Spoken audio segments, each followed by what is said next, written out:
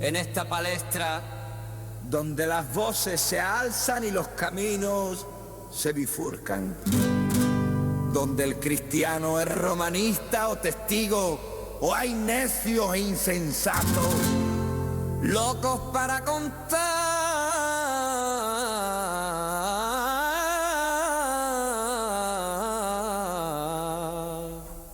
relatos.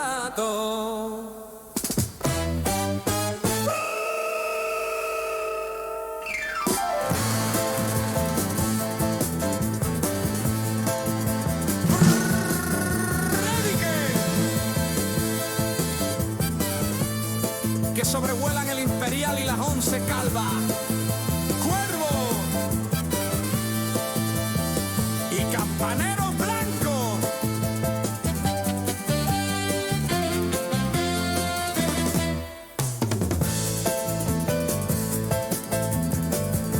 En medio de esto, una pregunta que lo cambia absolutamente todo. ¿Estás enterado que Cristo murió y resucitó según la historia? Flavio Josefo, Plinio el Joven, Tácito, C.S. Lewis, Josh McDowell, Lee Strobel. Lee, culturízate, deja un poquito Netflix y lee más tu Biblia. Porque, como dijo Isaías, ay de mí, que soy muerto. ¿Por qué? Soy hombre inmundo de labios y habito en medio de pueblo que tiene labios inmundos. Y he visto con mis ojos al Rey, el Señor de los ejércitos.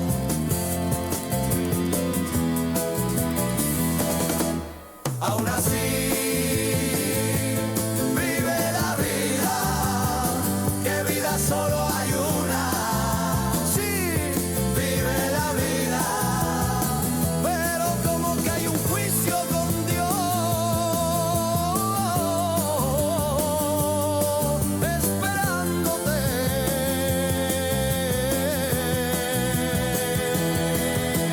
Esto es M28 Ombor, el Evangelio en acción, una noticia que invita a cambiar de infierno a cielo.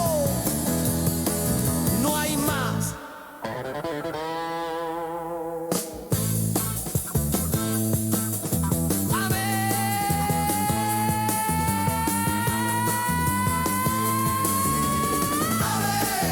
Así es.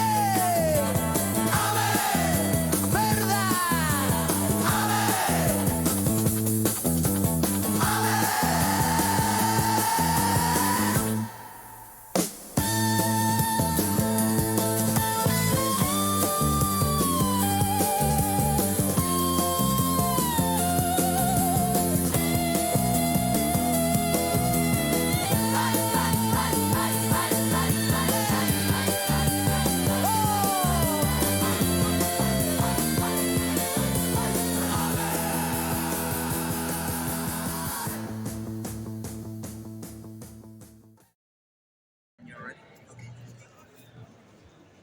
Buenas tardes, Sevilla. Seguimos hablando de este libro que nos ha cambiado la vida. Este libro nos ha cambiado la vida a todos nosotros. Es la Biblia. Es un libro que puedes descargar en tu móvil, que puedes ir ahí a la casa del libro y seguramente tengan alguna copia. Y en cuanto que lo leas, de verdad, en cuanto que lo leas con un poquito de humildad, muy poquita, pero suficiente para aplacar tu propio orgullo, este libro también te va a cambiar la vida a ti. Este libro, aunque hay algunos que no piensan lo mismo, es la máxima autoridad para la fe cristiana. No hay nada por encima de este libro, ni al mismo nivel, a excepción de Dios y de su Santo Espíritu. Pero bueno, para eso hay que tener cuidado cuando uno escucha a Dios y al Espíritu Santo, o dice que lo ha hecho, y revisar primero un poco este libro para darse cuenta, porque Dios es un Dios de orden y no de confusión. Amén. Este libro es autoridad y aún así, siendo autoridad, hoy en día está bajo una crisis fuerte. Una crisis agravada por las ciencias bíblicas que le llaman. Una manera de ajustar lo que dice aquí a lo que el mundo cree. Lo que dice aquí a lo que la ciencia cree. Lo que dice aquí a lo que se lleva hoy en día. Una crisis de autoridad parecida al autor de las siguientes declaraciones. Quieto todo el mundo, al suelo todo el mundo, al suelo todo el mundo. Y este señor le dijo al presidente, por España, todo por España. Usted ya no es el presidente de nadie. Yo solo recibo órdenes de mi general. Cállese, siéntese y usted fuera. El que debería ser su general salió en la televisión diciendo, la corona, símbolo de la permanencia y unidad de la patria, no puede tolerar en forma alguna acciones o actitudes de personas que pretendan interrumpir por la fuerza el proceso democrático. ¿No fue eso una crisis de autoridad para España? Igual que ahora las ciencias bíblicas es una crisis de autoridad para la Biblia. Y es que incluso en la misma Biblia tenemos crisis de autoridad. Los israelitas en el desierto contra Moisés. Dios había ordenado a Moisés que los sacase de Egipto y en el desierto constantemente estaban diciendo, ¿por qué nos sacaste de Egipto? Con lo bien que estábamos. Teníamos comida por lo menos. No estábamos caminando en medio de la nada con el sol dándonos en nuestras cabezas, sin comida, sin agua, que tenemos que esperar a que tú vayas a Dios y le digas, oye Dios, denos un poco de agua, denos un poco de comida. ¿Y qué pasó? Hubo un personaje de nombre Coré, se rebeló contra Moisés y parte del pueblo le siguió a él. Dios, para demostrar que con él no se juega, que no tolera crisis de autoridad, abrió la tierra, se tragó a Coré y a los que le siguieron. Otra crisis, Senaquerib, rey de Asiria, y la soberanía nacional del rey Ezequías de Judá. Senaquerib, uno de los reyes asirios, fue a conquistar el reino de Judá, sitió Laquis, fue a sitiar Jerusalén y justo ahí en ese sitio de Jerusalén fue que pidiéndole a Ezequías una cantidad exorbitada de dinero, pleitesía a este rey de los asirios para que no conquistase la ciudad, para que terminase el sitio. Ezequías fue al templo y oró ante Dios, pidiéndole libertad. En esa misma noche, en el campamento de Senaquerib, a las afueras de Jerusalén, el ángel de Dios, el ángel de Jehová, como le dice la Escritura, Jesucristo mismo, fue y más de 80,000 personas fueron destruidas de un plumazo. Dios puso otra vez su autoridad sobre la mesa. O el caso del profeta Jonás contra Dios. Dios le dijo, vete a Nínive, predica de arrepentimiento, o en 40 días la ciudad será destruida. ¿Y Jonás qué hizo? Se fue a la costa, cogió un barco hacia España, hubo una gran tempestad, el barco estaba que se caía, Jonás durmiendo, los del barco diciendo, ¿pero qué es esto? Nos vamos a morir, el barco se va a destruir. A la que venga Jonás durmiendo, pero chiquillo, ¿cómo estás durmiendo? ¿Cómo estás durmiendo en este barco con las olas, la tormenta, el barco que se cae, nosotros que nos morimos? Y este profeta, cobarde como él solo, le dijo, tiradme del barco. La culpa de todo este vendaval es mía. Soy profeta de Dios, me ha mandado a Nínive a predicar arrepentimiento y no me ha dado la gana. Me he cogido el primer barco que iba para España y ahora toda esta tormenta que se va a cargar el barco. Tiradme y se acaba. Hicieron, se acabó la tormenta, pero Dios tenía mejores planes para Jonás. Un gran pez se lo comió, a los 3 días apareció en la misma playa y ya así fue y predicó el arrepentimiento a Nínive. A regañadientes, sí, pero fue. Dios mostró su autoridad. Incluso ahí, aunque Dios había mostrado su autoridad y aunque Dios mostró su autoridad permitiendo al rey que se arrepintiese, permitiendo al pueblo ayunar por 40 días con cilicio y con ceniza y presentarse delante de Dios para pedir perdón. Y después Dios de 40 días no destruyó la ciudad. Y Jonás, que estaba afuera y vio que la ciudad de Nínive no era destruida, se enfrentó a Dios. Se enfrentó a Dios y le dijo poco más o menos: Dios, ¿qué narices estás haciendo? ¿Cómo no vas a destruir a esta gente que ha causado tanto mal a tu pueblo? Ahora me pides que predique por 40 días del arrepentimiento aquí en Nínive. Ellos han convocado un ayuno, se han arrepentido y tú no los destruyes. ¿Es en serio, Dios? No eres justo.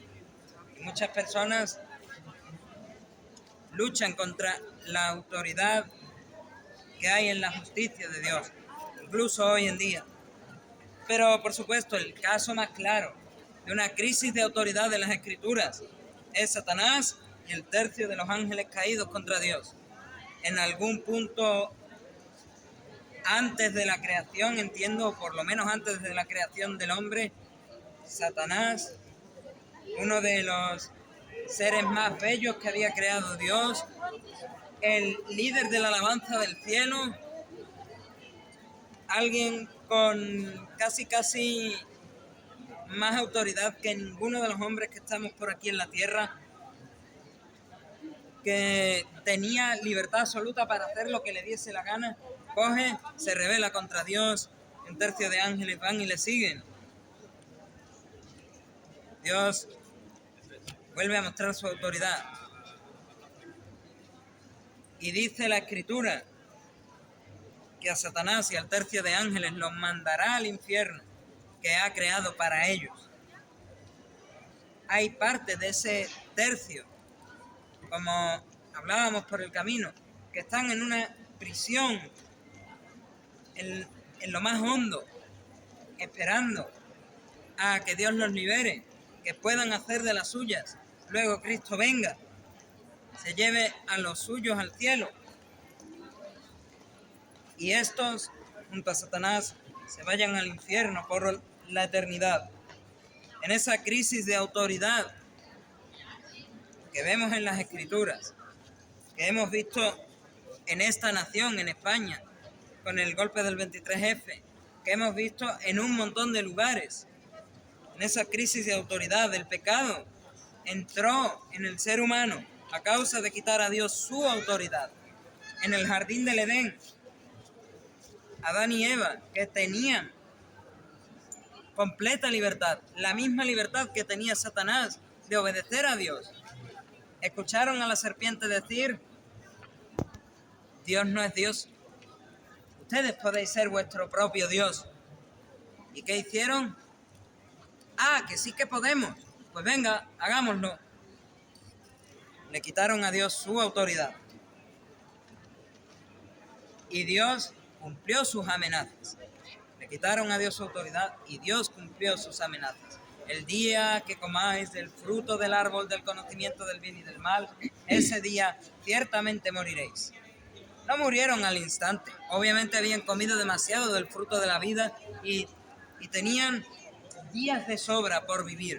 Pero es evidente que murieron.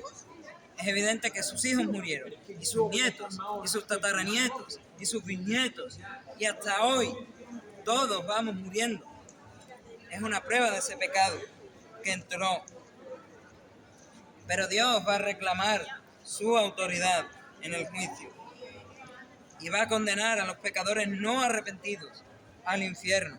Está establecido para el hombre que una vez se muera, llega al juicio de Dios y ahí es juzgado por Dios. Ahí no hay apelaciones, no hay eso que suelo decir de reducción de condena.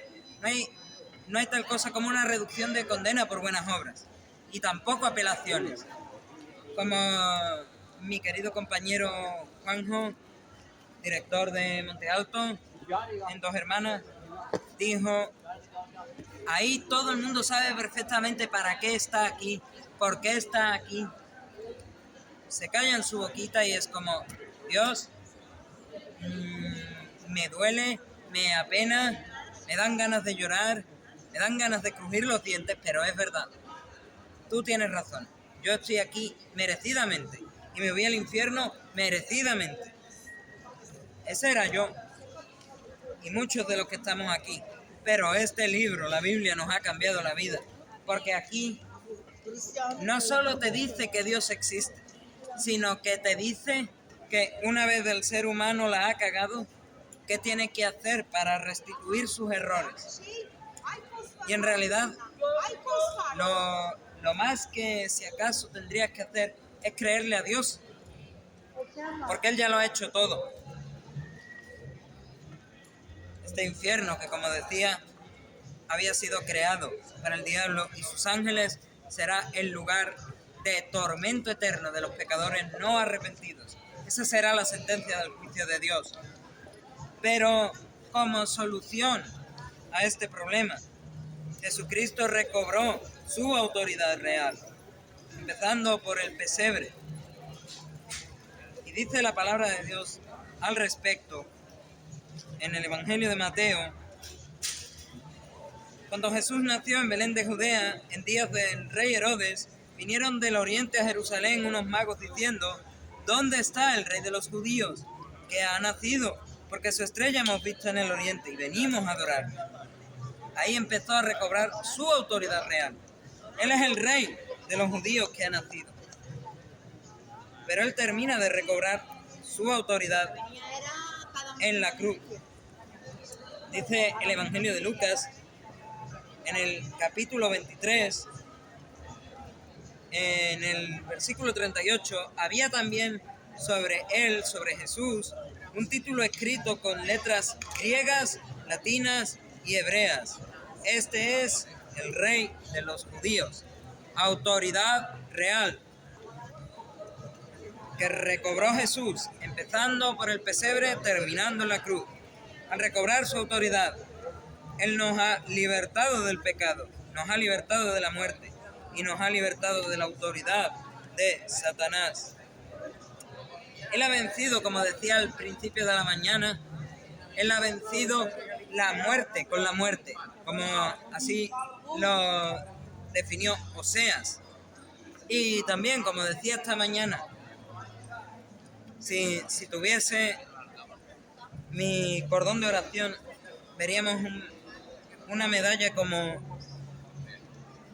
esto, con esta misma inscripción, ICXD Nica, Jesus Christus Nica, que quiere decir Jesucristo vence, Jesucristo conquista. Él ha vencido. Esta guerra ya está terminada. Como ya he dicho alguna que otra vez, solo hace falta que el ser humano, leyendo este libro y escuchando a personas que verdaderamente estudian, leen y predican lo que está en este libro de manera fidedigna, solo falta que se siente a la mesa de recapitulaciones con Dios para firmar la paz, el tratado de paz. Estamos viendo cómo en este último mes, en estas últimas semanas, se van recrudeciendo las guerras. En especial, esa guerra entre Pakistán y Afganistán, la guerra de Irán con el resto de Oriente Medio, aunque ha cometido sus errores bombardeando bases estadounidenses en otros países musulmanes, pero bueno, se recrudecen las guerras y no se quieren sentar a la mesa de capitulaciones, no quieren firmar tratados de paz. Todavía, fíjate, estamos hablando quizás 2022 empezó la guerra de Ucrania, todavía no se han sentado a firmar un tratado de paz. Hablamos de un montón de guerras que siguen desde hace montones de años, todavía no se han sentado a firmar el tratado de paz. Pero hoy es el día de que te sientes a firmar ese tratado de paz. Pero ¿cómo lo haces? Llevo varios días usando esta analogía. Imagínate que tenemos una puerta cerrada, como esta puerta de la farmacia. Una puerta cerrada a la entrada del cielo. Y tú quieres entrar. ¿Qué harías para abrir la puerta? Cogerías una llave para entrar en el cielo con una puerta cerrada. Cogerías una llave. Cogerías la llave y abrirías la puerta. Pero ¿cuál es esta llave? ¿Cuál es la llave que te abre las puertas del cielo? Esa llave es la fe. La fe. Jesús dijo, arrepentíos y creed en el Evangelio. Ahí está la llave, la fe. Arrepentíos y creed en el Evangelio. Como tal, la llave es la fe, el arrepentimiento es la cabeza. Puedes tener la fe, que es la llave, y no poder sujetar la llave porque no tiene cabeza, y no tener arrepentimiento como tal. ¿Y qué te diría Juan el Bautista? Juan el Bautista te diría, muy bien, tienes fe, es más que suficiente. Juan el Bautista te diría, no, tienes que ayudar a los pobres, tienes que ir los domingos a misa, tienes que rezar el rosario, tienes que abstenerte de carne los viernes de Cuaresma. No, Juan el Bautista te diría, está muy bien que tengas fe, está perfecto, pero ¿cómo sé que tienes fe? Juan el Bautista directamente te diría, igual que le dijo a los fariseos de su época, haced frutos dignos de arrepentimiento.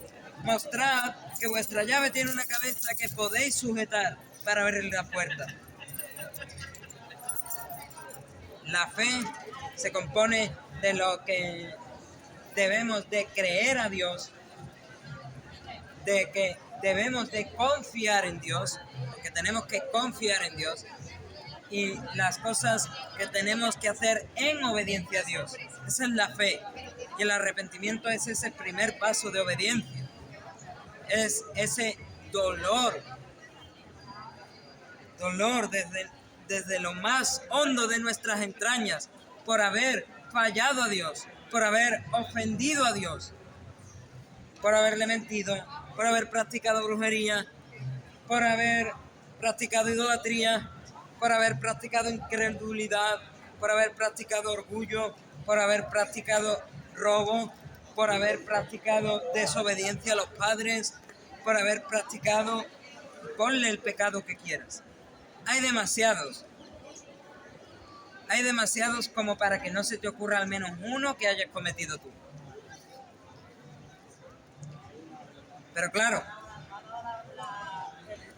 necesitas tener esa fe. Y Jesús especifica, tiene que ser una fe puesta en el Evangelio, una fe puesta en lo que Jesús hizo. De hecho, el apóstol Pablo dice en su epístola a los Gálatas, estoy maravillado de que tan pronto os hayáis alejado del que os llamó por la gracia de Cristo para seguir un evangelio diferente. No que haya otro, sino que hay algunos que os perturban y quieren pervertir el evangelio de Cristo. Hay algunos que quieren distorsionar las escrituras, distorsionar el evangelio y mostrar otra cosa completamente diferente. Llámese, tienes que creer y además hacer obras de caridad. Llámese, tienes que creer y además salir a la calle con los carritos y predicar de casa en casa, llámese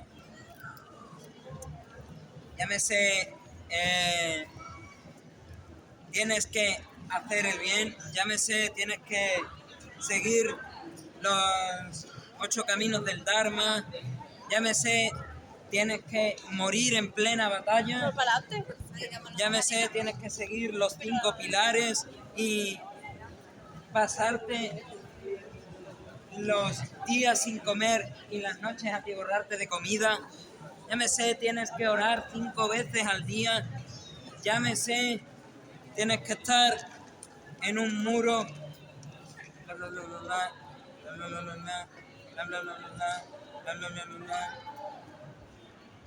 llámese que tienes que repetir el Shema 15.000 millones de veces, llámese que en una reunión de iglesia, en una misma oración, 3 o 4 veces tienes que hacer este gesto, porque 3 o 4 veces pusieron un nombre que es demasiado sagrado como para no hacerle reverencia. Todo eso forma parte de pervertir la base del Evangelio, lo más básico del cristianismo. Y es que el apóstol Pablo decía: estoy sorprendido de que os hayáis alejado del Evangelio.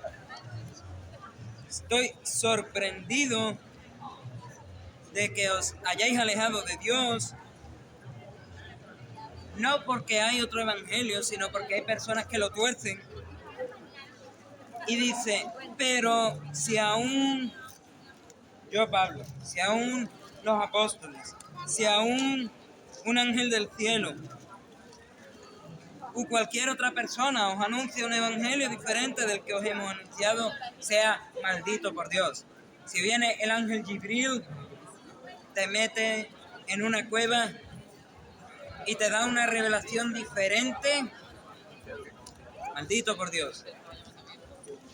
Si viene el ángel Moroni y te dice: vete a esta colina en la zona de Nueva York, que vas a encontrar unas planchas de oro escritas en egipcio reformado, las vas a traducir y esa va a ser el nuevo evangelio de Jesucristo, maldito por Dios.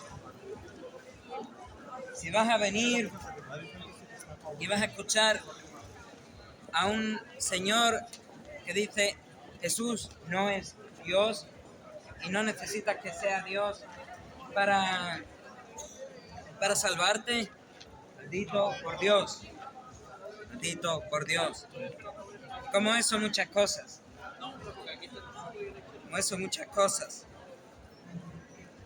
Como antes hemos dicho, también ahora lo repito: si alguno predica diferente evangelio del que habéis recibido, sea maldito por Dios. Pues, ¿busco ahora el favor de los hombres o el de Dios? ¿O trato de agradar a los hombres? Pues si todavía agradara a los hombres, no sería siervo de Cristo. Si Pablo se hubiese dedicado en su ministerio público a pervertir el evangelio, a pervertir la verdad de Dios, a enseñar falsas enseñanzas, estaría intentando agradar a los hombres y no sería siervo de Dios. Pero ¿cuál es ese evangelio del que habla Pablo? ¿Cuál es ese evangelio del que Jesús dice: debéis de creer en él? Pablo lo explicó perfectamente en su primera epístola a los Corintios. Además, os declaro, os enseño, hermanos, el evangelio, la buena noticia que os estoy predicando, que os estoy enseñando, el cual ya habéis recibido, en el cual también estáis firmes, seguís adelante, continuáis el camino, por el cual asimismo, si mantenéis en vuestra mente, si retenéis esta palabra que os he predicado, que os he enseñado, sois salvos. Si creéis de tal manera que os aferráis a esta palabra que os he predicado, sois salvos. Si no creísteis en vano. Me encantan las pullitas de Pablo. sois salvos si no creísteis en vano. Y pasa a exponer cuál es ese evangelio, que es lo que hizo Jesús. Porque primeramente os he enseñado lo que asimismo recibí, que Cristo murió por nuestros pecados conforme a las Escrituras, y que fue sepultado y resucitó al tercer día conforme a las Escrituras. Simple, ¿verdad? Arrepentíos y creed en este evangelio. Ni más ni menos. Eso es lo que os salvará. Nada de revelaciones sacadas de fuera de las Escrituras, nada de revelaciones que no vienen del Espíritu Santo, como ciertos cristianos dicen que, bueno, aunque nuestra tradición dice lo contrario, coger unos libros escritos entre los 400 años de silencio y los 4 primeros siglos de lo que algunos llaman la era común, y sacar de ahí enseñanza, bueno, eso no está tan mal. No, señor, si primero dices una cosa y después dices otra, como poco eres un hipócrita. Si Jerónimo de Estridón dice en su prólogo a los deuterocanónicos, no se puede sacar dogma o doctrina de aquí, y tú dices, sí, ya no, ya esto no vale, ya puedo sacarme el purgatorio de las cartas de los macabeos y excusarme en el Evangelio de Mateo y excusarme en las epístolas de los Corintios, pero sacar literalmente el dogma de un libro que ya mi propio magisterio ha dicho, no debes sacar doctrina de aquí, como poco eres un hipócrita. A unas malas estás pervirtiendo el Evangelio. Pero el llamado de Dios es bien sencillo. Y en la carta a los Hebreos hay un capítulo que lo está repitiendo y repitiendo y repitiendo hasta la saciedad. Hasta la saciedad. Dice así la epístola a los Hebreos: si oyeres hoy su voz, la voz de Dios, no endurezcáis vuestros corazones. Si oyeres hoy la voz de Dios, si oyes hoy la voz de Dios, no endurezcas tu corazón. Él te está llamando a que te reconcilies, a que hagas las paces, a que te sientes a la mesa de negociaciones y firmes el tratado de paz. Y lo único que te está pidiendo, 2 condiciones nada más: que tengas fe y que esa fe se muestre arrepintiéndote de tus pecados. Fe puesta en el Evangelio, fe puesta a Dios, en Dios. Nada más, nada menos. Eso es lo que te pide Dios. ¿Qué te va a dar Dios si no es el cielo? ¿Qué te va a dar Dios si no es la libertad del infierno? ¿Qué te va a dar Dios si no es la libertad de la esclavitud del pecado, la libertad de la esclavitud a la muerte, la libertad de la autoridad de Satanás sobre tu cuerpo, sobre tu mente, sobre tus emociones, sobre todo tu ser? ¿Qué te va a dar Dios sino cambiarte la identidad? Tú ya no eres una criatura de Dios y un hijo del diablo. Una vez tú te has sentado a la mesa de negociaciones y has firmado el tratado de paz, ahora eres un hijo de Dios. Un hijo de Dios. Y tu espíritu clama: Abba, Padre. Abba, Padre. Recibe hoy el cielo que nadie merece y dale a Dios toda la gloria y toda la honra que solo Él merece. Alza la gloria. Amén.